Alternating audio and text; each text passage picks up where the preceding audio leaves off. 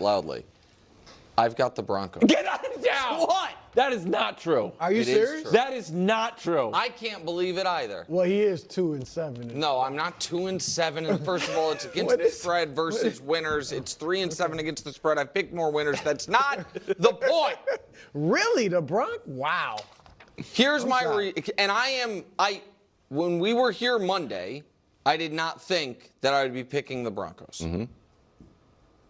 My reasoning is as follows. Of all the teams that are still playing that could have gotten the news Sunday night, quarterback out, this is the team that it is the least devastating for. Now, that's not necessarily a reason they're going to win, but that is, I think, objectively true. Sure. This is the team most equipped to deal with it. Of all the coaches who could have been told, you're going to have to play a backup quarterback in a big spot, maybe in the whole league, certainly right now, left in the playoffs, Sean Payton is the one most prepared for it, with the possible exception of our pal Kyle Shanahan, who did it this year. But Sean Payton, when he had Hall of Famer Drew Brees near the end, when he had to go to a backup quarterback, he, in small doses, we can show it to you, was able to get more than competent play out of those backup quarterbacks. Now, it wasn't, Drew Brees level, but the yards and completion percentage were Drew Brees level. The record was better. I don't buy too much into that. No, they were hot that year. That was when Teddy was on that win streak. That's over 2 years. Yeah. But then the following year, when Sean Payton had to start a long-term backup, some guy that some people thought could be the dark horse MVP. He was cooked. Again, Yeah. Look at those numbers. He got not a lot of yards, but the touchdown interception ratio is good. The rating's good. He got competent play out of it. The home field advantage portion of what that is going to do to supplement the Broncos' pass rush and disrupt the Patriots' operation, combined with the fact, and this is where I think Wilds and I just fundamentally disagree, I don't like how Drake May has played this postseason. Loved how he played the regular season. You heard no criticism of Drake May from me through the regular season because there wasn't any reason for him. I think that is very fair. All of that is why I think in a tightly contested, low-scoring, very tough game, the Broncos crowd and the Broncos defense carries them to a 17-13, 17-14 type of victory. So that is what I am picking. All right, this is absolutely captivating to me. First, I have to say, this right here is the kind of thing that consistently drives me up the wall. Okay, let's be perfectly clear about this. Nick has repeatedly criticized, let's call it what it is. He's bashed Sean Payton. He's claimed Payton is, writing checks he can't cash, that he's overrated. He's even stated, I don't believe Sean Payton is as great a coach as my other, he didn't say colleagues exactly, but used some phrase like the other personalities in the media believe, right? He's been incredibly adamant on this point. He simply does not buy into the Sean Payton hype. He's torn into him, conceding he's a good coach, but then proceeds to catalog what Payton has managed to accomplish without Drew Brees, with backup quarterbacks. And it's like, hello? Could the reason for that success possibly be that he is, in fact, a great coach? Has that notion ever crossed your mind? Do you ever consider that Sean Payton might actually just be a brilliant coach, a phenomenal coach, a coach who profoundly understands his craft, a coach with a record of incredible success, right? So, consequently, it's obvious, absolutely obvious, that the Broncos can be successful. That's the foundation of my entire viewpoint. Unless Jared Stidham, purely as an individual, has a personal meltdown, where the moment simply becomes too immense for him and he just starts making poor decision after poor decision, bad throw after bad throw, to the point of being completely overwhelmed by the occasion. And I'm not solely referring to choking, although that's essentially the scenario I just described. But just that, either the stage is too large for him, or he's simply having an off night. That can happen to any quarterback. Every single signal caller is capable of a subpar performance. It's just like he's merely, even Bo Nix hasn't had flawless outings against the Titans, the Colts, the Chargers. I believe those were among his first 3 starts, and everyone was in a panic. It wasn't that he was choking. He wasn't overwhelmed. For whatever reason, he was just slightly off. The deep ball was a bit too long. It occurs. He just happened to have a cluster of those games consecutively. It happens, right? There's nothing fundamentally wrong with Nix. He's making the proper reads, he's making the correct throws. The ball just had a bit too much air under it sometimes. And that's okay. Completely acceptable. This is precisely why what Sean Payton said resonated so strongly. He specifically addressed those deep ball inaccuracies. He said, "That is at the absolute bottom of my list of concerns with Bo Nix right now." He emphasized it's the literal bottom, and I was like, see? I highlighted that point and wanted to shout it from the rooftops because it's exactly right. Stop citing a few of those missed connections as definitive proof of anything in that specific snapshot of time. So Stidham, you want and almost feel like he needs to be sharp in those critical moments. You can't just say, he played a fairly solid game, but a couple of those deep shots just sailed on him or were slightly underthrown. Especially since a slightly underthrown ball can be picked off, or an overthrown one can be intercepted, right? There are just a few of those instances where you have to acknowledge he actually performed quite well. He was making sound decisions, correct reads, commanding the line of scrimmage effectively, and so on. But man, for whatever reason, he was just a little inaccurate on those few throws.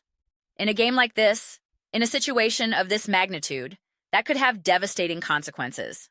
But barring that specific issue, yes, Sean Payton and Stidham are absolutely in a position to win this contest. I genuinely attempt, particularly heading into a playoff game of this nature, to maintain a fairly neutral stance with my predictions. I have strong opinions, that's evident.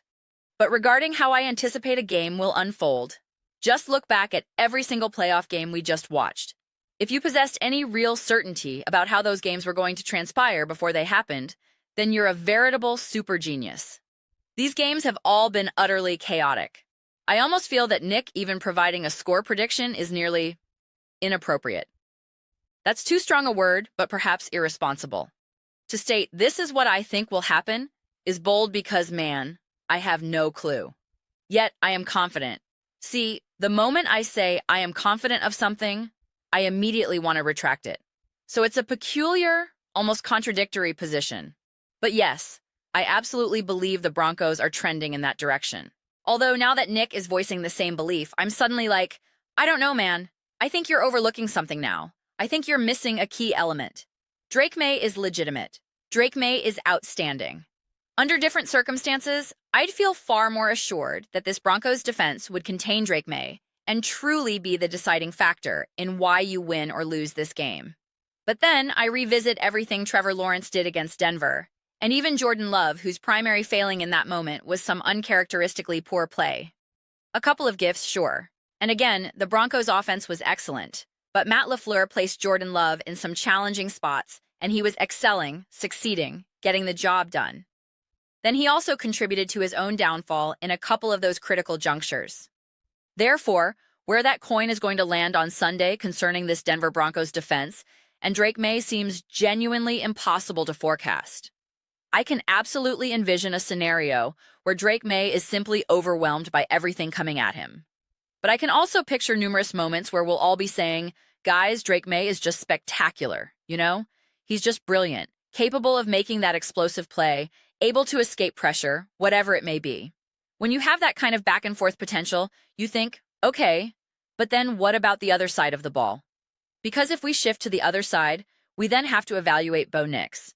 And that's where you might start to reach some tentative conclusion. You bounce back and forth on this side, then bounce to the other side, trying to synthesize it into a coherent outlook.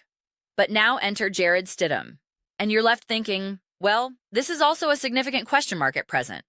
And it simply is. You can possess all the confidence in the world in Jarrett Stidham, and I actually do. But it would still be irresponsible for me to draw firm conclusions about what I expect from him. It just would be. That's counter to how I personally function. This is why this game has me so unsettled. I'm just tossing and turning over it, man. I keep thinking, what is even happening right now? It's just a tough one to call. It really, truly is. But, I mean, that's precisely what makes this matchup so thrilling for me. That was the conclusion I reached, that aha moment. On both sides of the ball, for both teams, it represents the ultimate question mark right now. It is absolutely a case of throwing the dice into the air and seeing where they land. That's exactly how it feels from my vantage point. I'm certain that no matter the outcome, there will be a torrent of, "I told you so's. You know how it goes." Yeah, that's it. I don't know. I really don't believe there's much more to add. I understand that heading into these games, people desperately want predictions, concrete forecasts. I comprehend that desire. I get it. I appreciate the allure and the tradition of it. But I genuinely encourage people sometimes to approach a game like this and simply admit, I don't know. I honestly don't know. Because individuals, even Broncos fans at this moment, are so fervently entrenched either in extreme positivity or negativity. Stidham is absolutely going to deliver. Or, we have no chance. I just believe sometimes it's perfectly acceptable to say, I don't know. However, I will say this. I almost hesitate to, but I will. Firstly, I will be live streaming this game. But ultimately, my core take is this. If Stidham doesn't suffer a complete collapse, if we don't encounter those moments where we're all thinking, all right, I have no idea what this guy is doing. Put me in, coach. Just give me a call. I'll go in right now because I don't know what is happening here. If we avoid those moments throughout the entirety of the game, the Broncos are going to win. The Broncos are going to win. So, it simply falls to Stidham to avoid giving us those instances where we're forced to conclude, all right, I guess he's not the backup quarterback we believed him to be. Anything short of that, and the Broncos win. But those are just my reflections. I would absolutely love to hear yours. What are all of your thoughts on the Denver Broncos facing the New England Patriots? Nick actually picking the Denver Broncos, gasp. Share your thoughts. I read every single comment. So whether you agree with me or vehemently disagree, let's dive into some discussions. Let's engage in some debates. But ultimately, let's just have some fun with it. And please do consider subscribing. We are building an amazing community here, and I would absolutely love to see you become a part of it. I aim to build something we all feel genuinely connected to, something we're truly excited to be involved with. I think we're well on our way to achieving that. Please don't forget to give this video a thumbs up. It genuinely assists with visibility and the algorithm. Thank you so much. I'll see you next time.